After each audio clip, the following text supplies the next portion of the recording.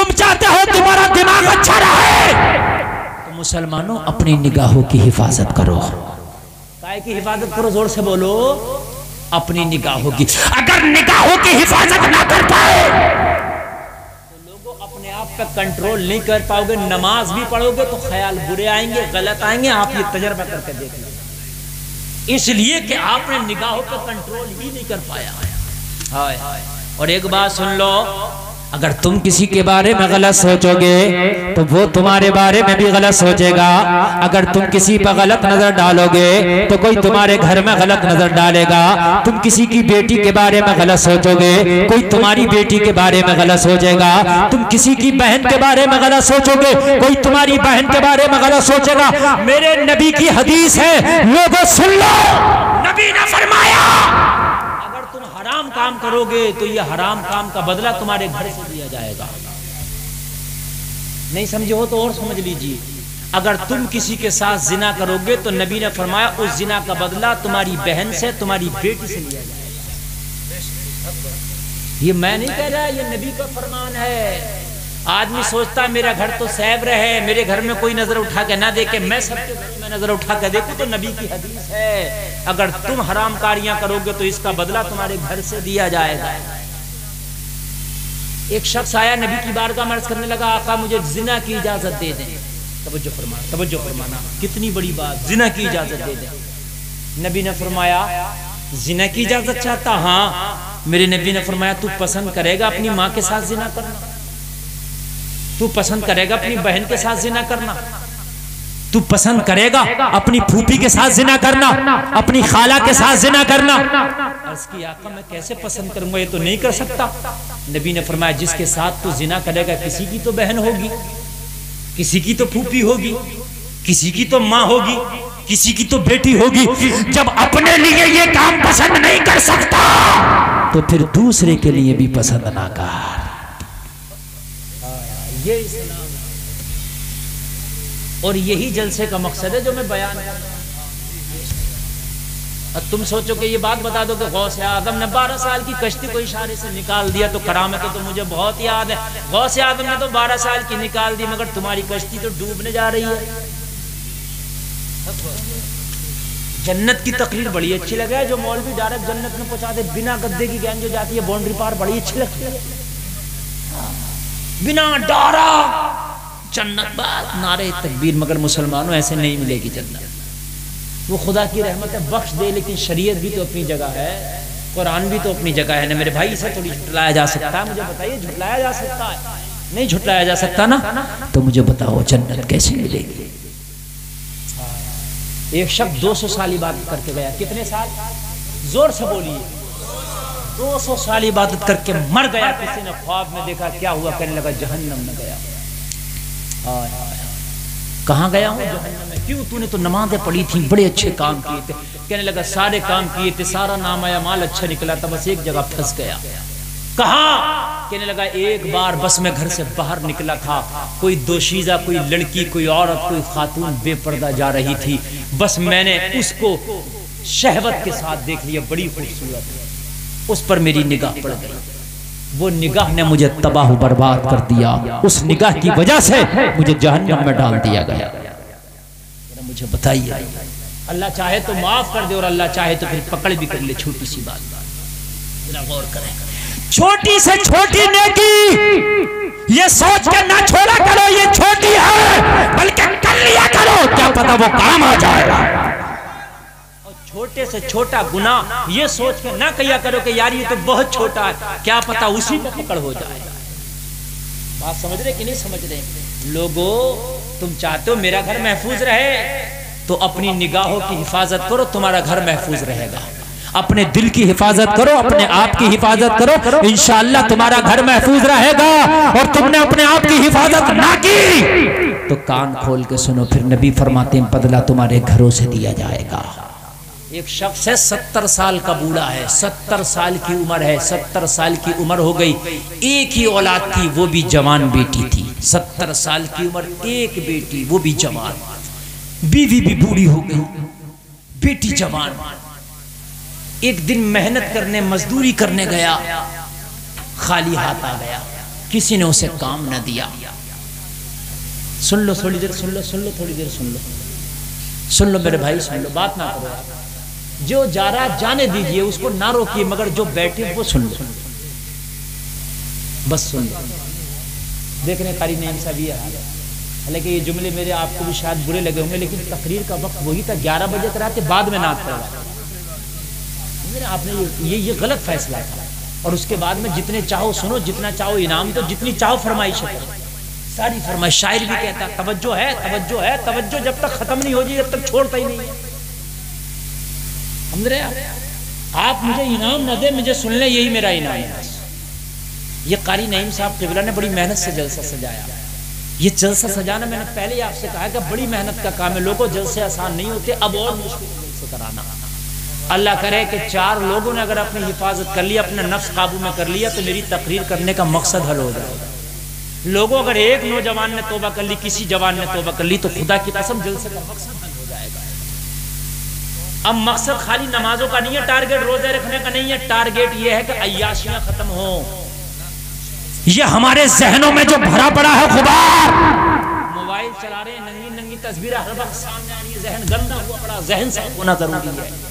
जब तक जहन साफ नहीं होगा, कितनी भी नमाज पढ़ लेगा, खड़ा मस्जिद में होगा, जहन गंदगी में होगा। इसलिए कि जहन को जाने के लिए रक्षा नहीं लगती है, ऑटो नहीं लगती है कि ऑटो करना पड़ेगा वहां जाने के लिए। जहन शराब खाने में जाने के लिए फ्री में चला जाता है, या ऑटो में बैठ के जाता है। जहन मुझे बताइए, कहीं भी जाएगा। इस जहन को चाहे मक्का शरीफ पहुंचा लो या चाहे शराब खाने पहुंचा लो, फ्री में चला जाएगा। और जैसा जहन बना लोगे वैसे ही बन जाएगा। अच्छा एक बात और बताओ, यूट्यूब और जहन में कोई फर्क नहीं, दोनों एक। नौजवानों सुनो, यूट्यूब और जहन दोनों एक है। कैसे? यूट्यूब पे जो चीज सुनोगे, जैसे आप तकरीरें सुनो, तो तकरीर खुद ब खुद आती रहेंगी। इंडिया के मौलवियों की सुनोगे तो पाकिस्तान को खुद ब खुद आने लगेंगे। ये मैं गलत तो नहीं कह रहा हूं? जो चीज सुनोगे खुद ब खुद, फिर तो ये यूट्यूब खोलोगे और तकरीर रखी होगी सबसे पहले। गाना सुनोगे तो गाने आते रहेंगे नए पुराने। ऐसे जहन है, अगर दीन का बात सोचोगे तो खुद ब खुद दीन की बातें आती रहेंगी, और अगर हराम बातें सोचोगे, खुराफातें सोचोगे, तो खुद ब खुद खुराफातें आती रहेंगी। ये बात हकीकत बता रहा हूँ। जो मैंडो का कटैया ना, मैंडो का इस मैंड को काट लेगा तो दूसरी का आगा, उस वाले खेत की भोरे और साफ ना करें, उसके और करके आऊंगा। बाज तो शहरी खा के फावड़ा लेकर चला गया, एक जगह तो जंग हो गई। जंग क्या हुआ? बोले शहरी काटते खाते ही मेरी मैंड काट ली इसने, जालिम ने। तो जहन में चल रहा था, जहन में जो होगा वही बात आएंगे। इसलिए दीन जहन में रखो, ताकि दीन में खुद ब आता रहे तुम्हारे जहन में। दीन रखो जहन में, नेक बात रखो जहन में, मसले मसाइल रखो, कुरान रखो, हदीस रसूल रखो, लोगों सहाबा की जिंदगी रखो, मुस्तफा की जिंदगी रखो, ताकि तुम्हारी जिंदगी भी नेक होती चली जाए। 70 साल का बूढ़ा जवान बेटी घर में, बीवी की तबीयत खराब हो गई। गरीब था, इतना पैसा नहीं था कि बीवी का इलाज करा ले, इतना पैसा भी नहीं था जो बीवी का इलाज करा ले। मजदूरी करने गया, किसी ने काम ही ना दिया, बुढ़ापे की वजह से आगे आके रोने लगा। बेटी ने पूछा, ओ मेरे बाप तो रोता क्यों है? कहने लगा, ओ बेटी क्या बताऊं, तेरी माँ की तबीयत बहुत खराब है, चाहता था कि मजदूरी करके चंद सिक्के मिले, तेरी माँ का इलाज कराऊं, लेकिन बुढ़ापे की वजह से आज तो किसी ने काम भी ना दिया। यार जवान बेटी थी, बेटी हो या बेटा, माँ बाप का तो जाहिर सी बात है मोहब्बत होती है यार, और बेटी के दिल में तो कुछ ज्यादा ही होती है। रात को बूढ़ा बाप तो बिस्तर पे लेटा, मगर बेटी को नींद ना आई, तड़पती रही, मौला काश अगर मैं जवान होती तो आज मजदूरी करने में निकल पड़ती, अपनी माँ के लिए सहारा बन जाती, बाप का सहारा बन जाती। लेकिन क्या करूं, मैं एक लड़की हूं, मैं खुलेआम कोई मेहनत नहीं कर सकती, क्या करूं, अपनी मां का इलाज कैसे कराऊं? रात भर बेटी को इन जुमलों ने, इस ख्याल ने सोने न दिया। सुबह हुई, जहन में बेटी के गलत ख्याल आ गया, ये जवानी है अपनी मां पे कुर्बान कर दूंगी, सुबह को बनाओ सिंगार करके बाजार में निकलूंगी और अपनी इज्जत की बोली लगाऊंगी। कोई तो होगा जो मेरी इज्जत का खरीदार बनेगा, चंद सिक्कों में कोई मेरी इज्जत का खरीदार बनेगा, उन्हीं सिक्कों से माँ का इलाज कराऊंगी। जवान बेटी जहन में गलत ख्याल लिए लिए हुए घर से बनाओ श्रृंगार करके बाजार में निकली। उस जगह जाके खड़ी हो गई जहां ओबाश लड़कों का तांता लगा रहता था, जहां सट्टेबाज चौवारी शराबी लड़कों का तांता लगा रहता था। बाजार में ऐसे मकाम पे जाके खड़ी हो गई। आज बाप की इज्जत को दाव पे लगाने आ गई, आज खानदान की इज्जत को दाव पे लगाने आ गई, आज अपनी जवानी का सौदा करने के लिए आ गई, आज अपने हुस्न का सौदा करने के लिए आ गई। लोगों, माँ का बीमारी ना देखी गई, इससे बाप का बुढ़ापा ना देखा गया। वो जलसे में आने कान और जलसे में आने वालों कान खोल कर सुन लो, अगर किसी की जवान बेटियां हैं और उसके पास कोई बेटा नहीं है और उसके पास कोई माकूल कारोबार नहीं है, तो ये जुमले मेरे कान खोल कर सुन लो। खामोशी से उस बूढ़े की मदद कर दिया करो ताकि उसकी बेटियों को गलत रास्ते पे चलने के लिए मजबूर ना होना पड़े, ताकि उसकी बेटियों को घर से बाहर ना निकलना पड़े। अगर जवान बेटा नहीं है, कोई सही कारोबार नहीं है, बेटी ही बेटी है, तो खामोशी से उस बूढ़े बाप की मदद की। यही इस्लाम है, यही इस्लाम। और हो सके तो ज़कात भी दे दिया करो ऐसे को खामोशी से। अगर गरीब है, कोई बेटा नहीं है, बेटियां ही बेटियां हैं, कितने ऐसे होते हैं। लोगों, खामोशी से मदद करो उसकी, जितनी हो सके मदद करो। इंशाअल्लाह ये मदद करना तुझे जन्नत में ले जाएगा। एक बात बता, पेट को तो खाना चाहिए ना, और जिस्म को कपड़ा चाहिए। जब भाई नहीं है, कोई बाप बूढ़ा हो गया, तो फिर बेटी बाहर निकले, फिर उसको पर्दा और बेपर्दा बेचारी क्या करेगी? फिर वो निकलेगी, कमाएगी, कुछ ना कुछ तो करेगी। आज मेरा मुआशरा बड़ा खतरनाक हो गया, मेरा मुआशरा इतना खतरनाक हो गया, हमें तो तरस ही नहीं आता। हम तो अगर किसी गरीब बाप की बेटी से भी शादी की बात करते हैं तो डिमांड कर लेते, ये बता कर चल गरीब तो है मगर फिर भी बता क्या देगा। हाय हाय हाय, जहन में इस बेटी के ख्याल आया, इस जवानी को आज बेच दूंगी, बाजार में चंद सिक्कों में मां का इलाज कराऊंगी। निकली, निकल के बाजार में जाके वहां खड़ी हो गई जहां शराबी और ओबाश लड़कों का तांता लगा रहता था। एक आवाज लगाई, आओ कोई है जो आज मेरे हुस्न का खरीदार बनेगा। हाय हाय हाय, आज एक बूढ़े की इज्जत सरे बाजार खड़ी है। 70 साल तक जिसने अपनी इज्जत को संभाल के रखा था, आज वो इज्जत सरे बाजार खड़ी है। लोगों, निगाह उठा के अपने मोहल्ले में, अपनी बस्ती में देख लिया करो, कोई ऐसा तो नहीं है कि जिसके पास कमाने के हालात नहीं है, ऐसा तो नहीं है कि जिसकी बच्चियों को तन ढकने के लिए कपड़ा नहीं है। आ गया और थोड़े अपने खर्चे हाथ रोक के कर लो, मगर उस की जवान बेटी के लिए कपड़ों का इंतजाम करा दो। यही इस्लाम है मेरे भाइयों, यही इस्लाम है। बाजार में आवाज लगाई, आओ कौन है जो मेरी इज्जत का खरीदार बनेगा, आओ कौन है जो मेरी जुल्फों का खरीदार बनेगा। लोगों, हैरत की बात, मैं वो बात बता रहा हूं जिसे आपका जहन कबूल नहीं करेगा, मगर कबूल करना पड़ेगा। लड़की को ऐलान करते करते, आवाज लगाते लगाते, बोली लगाते लगाते सुबह से शाम हो गई। इसके जिस्म को खरीदना, इसकी इज्जत को खरीदना तो दूर की बात, किसी भी लड़के ने इसकी तरफ निगाह उठा के तक नहीं देखा। यार जरा कह दो ना सुभान अल्लाह। और ये ऐलान नमाजियों में जाकर नहीं किया था इसने, ना ना ना, इसने हाजियों में जाकर नहीं किया था, ना ना ना, उनमें जाके किया था जिनका दिनों रात काम जिस्मों को खेलना, जिस्मों के साथ, और गैर औरतों के जिस्मों को इस्तेमाल करना, शराब पीना, जुआ खेलना, उनमें जाके ऐलान किया था। फिर भी किसी ने निगाह उठा के नहीं दी। बोलो हैरत की बात है कि नहीं? अरे बोलो है कि नहीं है? लेकिन जब अल्लाह हिफाजत करे तो किस माई की लाल की ताकत है कि उसका बाल बांका कर सके। अगर अल्लाह हिफाजत करने पे आ जाए तो अल्लाह दुश्मनों में हिफाजत करता, अगर अल्लाह हिफाजत करने में आ जाए तो अल्लाह अय्याशों में ओबाशों में हिफाजत करता।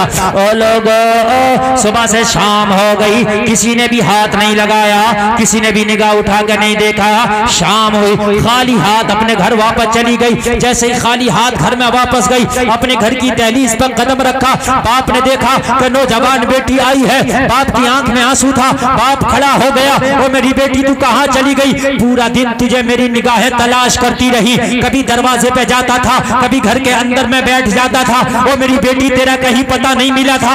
आज मैं बड़ा परेशान था, घबरा गया था। ये मेरी बेटी बिना बताए तू सुबह सुबह कहाँ गायब हो गई थी? इतना कहना था, लोगों कान खोल के सुनो, बेटी की चीख निकल गई, बाप के गले से लग गई, चीख मार गए। बाप ने कहा क्या बात, मेरी बेटी रोती क्यों है? कहने लगी बाप रोने की बात यह है, जिस इज्जत को तूने 70 साल संभाल के रखा था, आज उस इज्जत की मैं नीलामी करने बाजार में चली गई। जिस इज्जत को तूने 70 साल कमाया था, आज उस इज्जत को लुटाने के लिए मैं बाजार में चली गई थी। मुझसे तेरा बुढ़ापा ना देखा गया, मुझसे माँ की बीमारी नहीं देखी गई। सुबह सुबह बाजार में मैं जिस्म बेचने गई थी, इज्जत को बेचने गई थी, मगर मेरे बाप, मैं हैरत में हूं अभी तक। सुबह से शाम तक बाजार में मैं ऐलान करती रही, आओ मेरी कौन इज्जत का खरीदार बनेगा, आओ कौन मेरे जिस्म का खरीदार बनेगा, मगर मेरे बाप सुबह से शाम तक मुझे हाथ लगाना तो दूर की बात, किसी ने निगाह उठा के तक नहीं देखा। 70 साल के बूढ़े ने मालूम है क्या कहा था? कहा था बेटी इसमें तेरा कमाल नहीं, इसमें तेरे बूढ़े बाप का कमाल, इसमें तेरा कमाल नहीं है। सुनो सुनो, इसमें तेरा कमाल नहीं है बेटी, इसमें तेरे बूढ़े बाप का कमाल है। कहने लगी ओ बाप, तू तो घर के अंदर बैठा था, बाजार में तेरी बेटी खड़ी थी, तू तो घर के अंदर था, बाजार में तेरी बेटी थी, इसमें तेरा कमाल कहां से आ गया? लोगों 70 साल का बूढ़ा बाप लरसती हुई आवाज में बोला, मेरी बेटी मेरा कमाल इसलिए है कि तेरा बाप जब से जवान हुआ है बुढ़ापे तक, आज तक तेरे बाप ने किसी की बेटी को गलत निगाह से नहीं देखा है। जब मैंने किसी की बेटी को नहीं देखा है तो मेरा ईमान कहता है मेरी बेटी को भी कोई गलत निगाह से नहीं देख सकता। जब मैंने अपनी निगाहों की हिफाजत की है तो अल्लाह मेरी बेटी की इज्जत की हिफाजत करेगा। तो मेरे भाइयों, अपनी हिफाजत करो, अल्लाह तुम्हारे घरों की हिफाजत कर देगा। बस 5 मिनट और सुन लें और बात खत्म कर दूं। 1 घंटा मेरी तकरीर हो गई और 1 घंटा ही बस मुझे बोलना भी था, बहुत लंबी तकरीर हो गई। इस माहौल के हिसाब से लोगों 5 मिनट और मेरी तकरीर खत्म। उम्मे सलमा कहती हैं, उम्मे सलमा कहती हैं उस्मान बिन तलहा की निगाहें झुकी हैं। याद है ना, उस्मान बिन तलहा की क्या है, निगाहें झुकी हैं, खड़े हैं। उस्मान बिन तलहा ने कहा, बहन उम्मे सलमा ये बता, इतनी रात में तू मक्का छोड़ के यहाँ जंगल में क्या कर रही है? जंगल में बहन कैसी बैठी है? लोगों सुनो। उम्मे सलमा ने कहा, ओ भाई उस्मान बिन तलहा, बात ये है मैंने हिजरत का इरादा किया है और मक्का वालों ने मेरा बेटा भी मुझसे छीन लिया है। अब कदम वापस मक्का की तरफ नहीं मुझे बढ़ाना है, अब मुझे मदीना जाना है, अब मुझे नबी की नगरी जाना है, वहीं मेरा शौहर मिलेगा और वहीं नबियों का सरदार मिलेगा। उस्मान बिन तलहा ने कहा, ओ मेरी बहन, मुझे काम तो कुछ और था, लेकिन अब पहली जिम्मेदारी यह है कि तुझे मदीना पहुंचाऊंगा, उसके बाद अपना काम करूंगा। मेरे ऊंट की कमर पे बैठना। ऊंट की कमर पे बिठा लिया उम्मे सलमा को, ऊंट की रस्सी पकड़ के उस्मान बिन तलहा आगे आगे, ऊंट पीछे पीछे। ये तकरीबन 450 किलोमीटर का रास्ता है मक्का से मदीना। उम्मे सलमा कहती है 450 किलोमीटर ऊंट से कितनी देर में तय हुआ होगा? कहती है एक बार भी उस्मान बिन तलहा ने मुझे निगाह उठा के तक नहीं देखा था। वो आगे आगे चल रहे थे ऊंट की रस्सी पकड़ के और ऊंट पीछे पीछे आ रहा था, एक बार भी मुड़ के तक नहीं देखा था। ये है इस्लाम, ये है मजहब इस्लाम मेरे भाई। और नौजवानों, वादा करो, तौबा करो कि मौला अपनी निगाह का इस्तेमाल कभी गलत जगह नहीं करेंगे, इस निगाह को कभी गलत किसी की बेटी पे नहीं डालेंगे। अगर इस निगाह को उठाएंगे तो वालिदैन के चेहरे को मोहब्बत से देखने के लिए उठाएंगे। नबी फरमाते हैं, अगर वालिदैन का चेहरा मोहब्बत से देखो तो मोहब्बत से एक बार चेहरा देख लो वालिदैन का ना, तो एक हज मकबूल का सवाब मिलता है। और अगर 100 बार चेहरा देखो ना वालिदैन का मोहब्बत से, प्यार की निगाह से, तो 100 हज का सवाब मिलता है। उस्मान बिन तलहा ऊंट की लगाम पकड़ के मदीना ले आए। और मदीना ला करके मस्जिद नबवी के दरवाजे पे ऊंट खड़ा कर दिया। खड़ा करके उस्मान बिन तलहा ने कहा उतरो, तुम्हारी मंजिल आ गई है, उतरो, तुम्हारी वो जगह आ गई जहां आना चाहती हो। यही मस्जिद नबवी है, यही आमिना के लाल मिलेंगे, यही तुम्हारे शोहरे नामदार मिलेंगे। लोगों जरा गौर करो, उम्मे सलमा उतरी है, क्या देखा? आमिना के लाल खड़े हैं, सारे सिहाबा बैठे हैं, सारे सिहाबा के झुरमुट में आमिना का लाल अपने सिहाबा को कुछ बता रहे हैं। लोगों जरा गौर करो, उम्मे सलमा ने निगाह उठा के देखा, सारे सहाबा को देखा। लोगों जरा गौर करो, मुस्तफा के मुखड़े का दीदार किया और देखा कि मेरा शौहर कहाँ है। निगाहें शौहर को ढूंढ रही थी। लोगों ने निगाह उठाया लेकिन सारे सहाबा में शौहर नजर नहीं आया। उम्मे सलमा बड़ी परेशान हो गई। जिस शौहर के इश्तियाक में यहाँ तक आई थी, जिससे मुलाकात करने के लिए यहाँ तक आई थी, वो शौहर नजर नहीं आता। किसी का दामन पकड़ा, दामन पकड़ के चेहरे पे चादर पड़ी है, चेहरा ढका हुआ है। उम्मे सलमा पूछती है उस सहाबी से, बताओ यहाँ मेरा शौहर आया था 1.5 साल पहले हिजरत करके, 1.5-2 साल हो गया हिजरत करके आया था, मेरा शौहर नजर नहीं आता, कहाँ चला गया है? उस सहाबी ने कहा, ओ उम्मे सलमा, तेरा शौहर 1.5 साल पहले एक जंग में शहीद हो गया। जैसे हिजरत करके आया था एक जंग में गया और उसी जंग में वो शहीद हो गया। यार बताओ, जिसका बेटा मक्का वालों ने छीन लिया हो, जिस शोहर के आसरे पर आई हो वो शहीद हो गया हो, बताओ उस औरत का हाल क्या होगा? लोगों, औलाद भी जिंदगी का सहारा होता, बुढ़ापे की लाठी होती। वो बुढ़ापे की लाठी तो मक्का वालों ने छीन ली। अब सहारा ये था कि मदीना में जाऊंगी तो शोहर का दामन मिल जाएगा, उसी के दामन में जिंदगी गुजार लूंगी। मदीना में जाऊंगी तो शोहर का साथ मिल जाएगा, उसी के सहारे जिंदगी गुजार लूंगी। मगर खबर मिली कि शोहर शहीद हो गया तो ना इधर की रही ना उधर की रही, चीख निकल गई। मुस्तफ़ा की निगाह उठी और जब नबी की निगाह उठती है तो रब की रहमत झमाझम बरसती है।